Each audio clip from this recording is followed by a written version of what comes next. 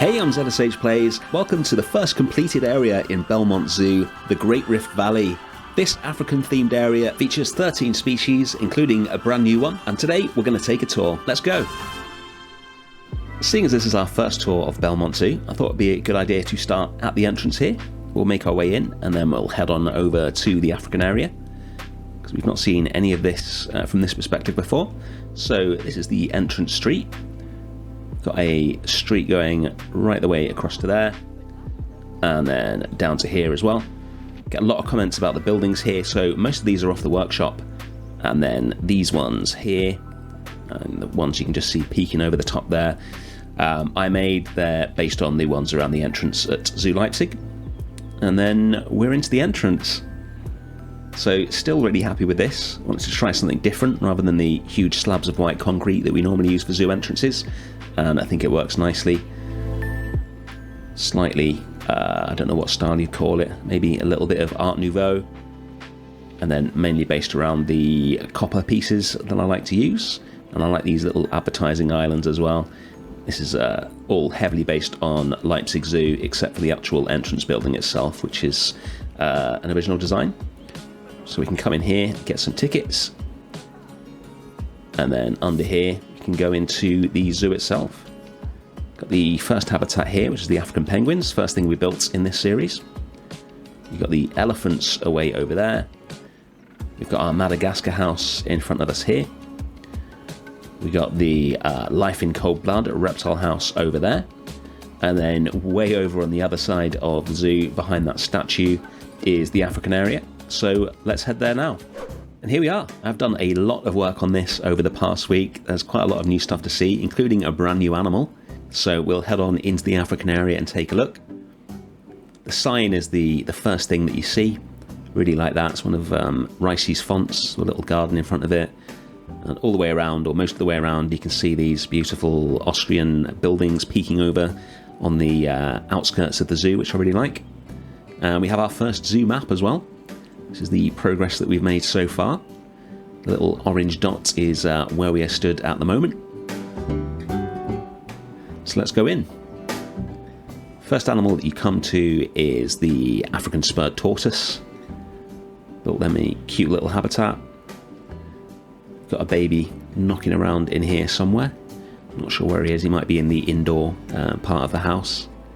But yeah, I just wanted a really simple habitat for these guys, mainly just sand and rocks, and again with those buildings visible in the background. I think it works nicely. Cute little introduction to the African area. And then on the other side, got a much bigger habitat for meerkats, and we've got quite a lot of meerkats in here now. I think they've bred a couple of times since we built this. So they got two sides to the habitat, based on the there's one now. Based on the meerkat habitat at a Yorkshire Wildlife Park, which is probably my favourite meerkat habitat I've seen. Just did a tour of that on my Zoo Tours channel if you've not seen that, if you want to see what this looks like IRL. So we got one habitat here, and then we got another one over here. Well, I say habitat, two sides to the habitat, it's all one habitat. And then we've got their little indoor building here as well. Got a couple of them asleep over there. There's an implied keeper gate there. And then we can go around to this side and see the rest of the habitat. A lot more meerkats on this side today. Again, lots of sands and rocks to recreate the desert environment that they live in. And just behind them you can see the Ethiopian rift habitat, which now finally has two species in it, which is what it intended to have all along. So I finally worked out how to get Nubian ibex in there. So we'll head round there and take a look at it. So this part of the zoo is based on the Great Rift Valley, which runs pretty much all the way from South Africa through to East Africa. This habitat is based on the Ethiopian end. So we've got our troop of baboons. I think we've got 64 baboons in here now. And then up on the rocks we have our Nubian ibex. I finally worked out how to get them up there. Because apparently the keepers will just put food anywhere in habitats now, even if they can't get there. So these guys can get fed even though they stay on those rocks up there. We don't have Nubian ibex in the game. We've got the Alpine ibex. They're very, very similar species. So I found the smallest and palest alpine ibex that I could to stand in for the Nubian ibex. They look pretty good up there. And then just so many baboons around here. They can get up onto that rock up there.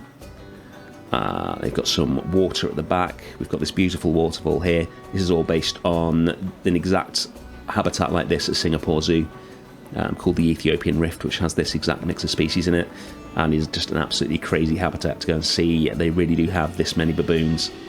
It is so dynamic. They're slightly crazier in real life than they are in Planet Zoo. There's a lot less walking around and a lot more running around. But I think it works really nicely. Built this for the Zookeeper's Animal Pack. And yeah, it's one of those habitats where it just came together really nicely, and everything that I wanted to achieve I did, except for the ibex. But now that we have them in here, I'm even happier with it. Then we can continue around here. We can get to the Kenyan end of the Great Rift Valley. So we've got some educational signage here, just showing what it looks like. You can see Lake Victoria at the bottom, and then the rift running up to Ethiopia at the top. We've got some indoor viewing for the baboons around here as well.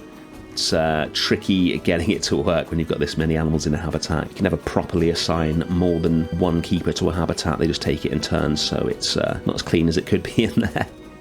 But it still works pretty nicely. And then on the other side, we've got some signage in here as well. Baboons, Rift Valley, Kenya. So this takes us up to one of my favourite habitats in the area, the mixed cheetah and black rhino habitat. This again is based on Zoo Leipzig, really unique mix of animals. So we've got in fact, there's all the cheetahs are here. We've got a baby cheetah in there. Probably shouldn't have a baby cheetah with the rhinos. So I've contracepted the female. There won't be any more baby cheetahs in here. Got the little bird stickers as well. Try and stop birds from flying into the glass. And then on the other side of this hill is where the rhinos tend to spend most of their time, but both species can access all of the habitat. So we've got another viewing point up here, which gives you another view into the habitat where you will tend to find the rhinos. We'll go and see that in a second, but first we'll go and see the African leopard habitat. This is another habitat based on Leipzig Zoo, or Zoo Leipzig rather.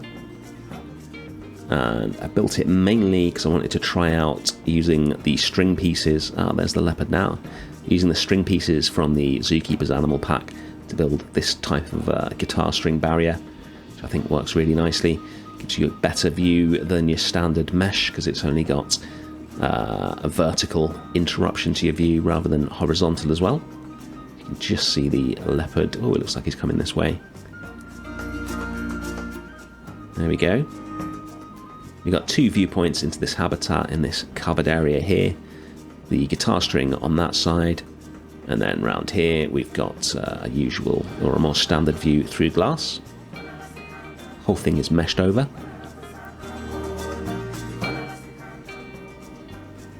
And if we go up here, this takes us out to the second viewpoint into the cheetah and black rhino habitat. So yeah, there they are now. The rhinos tend to spend most of their time around here. And the view now, where you can see our huge savanna behind it, is so good. It's probably my favourite spot in this area. It's just such a good view. And if you look over here, this is how the rhino and cheetah are sharing a habitat.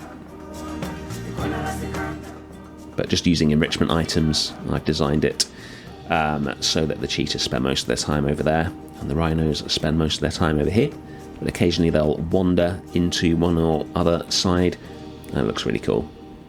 And if we continue around here, we get to the latest build in this area, and the final build in this part of the African area. So the way it's going to work, and I'll explain this a bit more later, is that up to this point here, the guests will basically be spending all their time in Africa.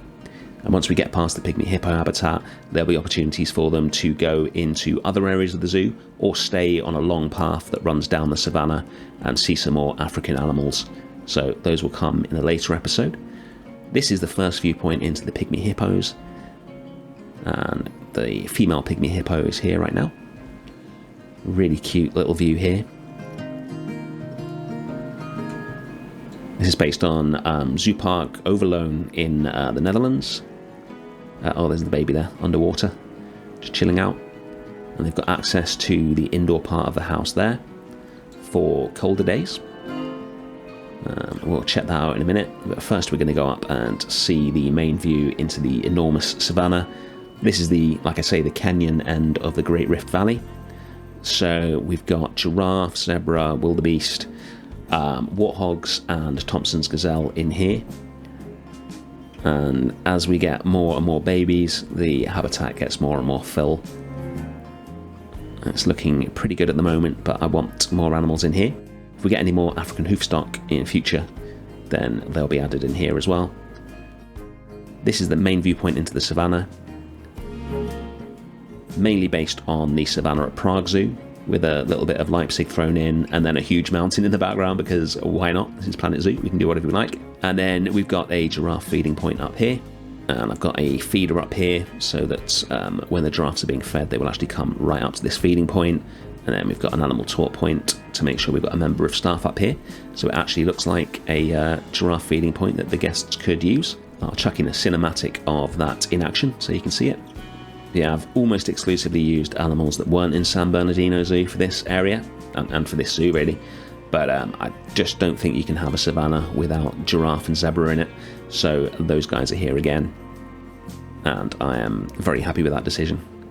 Especially the giraffe, they're just so iconic and so big that they work really well in a habitat of this size, and the little warthogs are cute as well. And then a couple of weeks ago, next to this habitat, we built the little habitat for the Dik Dik, which looks out onto this savannah. I think I called it a little habitat with a big view or something, which kind of sums it up. So if we go around there, you can see them here. It's actually a pretty decent sized habitat for an antelope as small as this. And then it sort of borrows the background of the savannah, so you've got much bigger animals in the distance, and then these cute little guys right here. I think it works nicely. Got a baby as well. And yeah, another really nice little view there. And then finally, we'll head on inside the Pygmy Hippo house. Made a few improvements to this since last week as well. Got the little fake door here. Got our little indoor garden here. And then there he is, a nice view over to the male hippo side of the habitat. So again, same as on the other side, he's got a tunnel there where he can get to the outdoor part of the habitat. He's got a mud bath, and then we've got these dividers here so that the hippos can't get into each other's habitats unless the zoo wants them to, at which point behind that foliage there is a doorway that can be opened so that the hippos can be mixed when it's time to breed.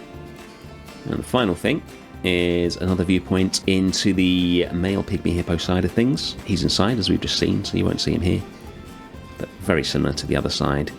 Just a sort of little island in the middle of the water here. Alright, let's take an aerial view and I'll show you the whole area. It is pretty sizable now. That is where we came in, and that is where we just left it. And you can see we've got this long path going down the side of the savannah here. So at this point, there'll be paths allowing guests to get into different areas of the zoo. And then around here and around here will be 2 or possibly 3 more African-themed habitats. And there we go. That's the Great Rift Valley at Bellemont Zoo. I really hope you enjoyed it. We'll be building something new and exciting next week, so thank you for watching. Thanks to those of you who've joined the Explorers Club. Hit the join button on the channel if you want to see your name up here, and I'll see you next week.